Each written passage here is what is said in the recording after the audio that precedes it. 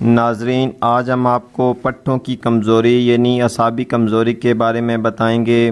آج کے دور میں پٹھوں کی کمزوری کے مریض بہت زیادہ دیکھنے میں آ رہے ہیں۔ اعصابی کمزوری کے مختلف علامات ہیں۔ بہت زیادہ کمپیوٹر، موبائل یا ٹی وی وغیرہ کا استعمال، شدید دماغی کمزوری ہونا، تھوڑا سا جسمانی کام کرنے سے جسم میں درد اور تھکن ہو جانا، جسم کو مناسب مقدار میں قوت اور طاقت فراہم نہ ہونا، ہر وقت تھکے تھکے رہنا، سستی اور نیند کا غلبہ رہنا، نیند پوری کرنے کے باوجود جسم میں درد ہونا، یہ تمام تر علامات اعصابی کمزوری کی علامات ہیں۔ اس کے علاوہ مردوں میں جریان اور اطلام کا مرض بہت پرانا ہو جائے تو بہت زیادہ جسمانی کمزوری ہو جاتی ہے، جس سے ہمارا اعصابی نظام بھی متاثر ہوتا ہے۔ اس کے علاوہ جوڑوں کے درد اور شوگر وغیرہ کے لیے بہت زیادہ ہائی پوٹینسی ادویات کا استعمال ہمارے امیون سسٹم کو خراب کر دیتا ہے۔ اس کے علاوہ عورتوں میں کوریا اور حیض کی خرابی کی وجہ سے پٹھوں کی کمزوری بہت عام ہو رہی ہے۔ یہ تمام تر وجوہات پٹھوں کی کمزوری کی ہیں۔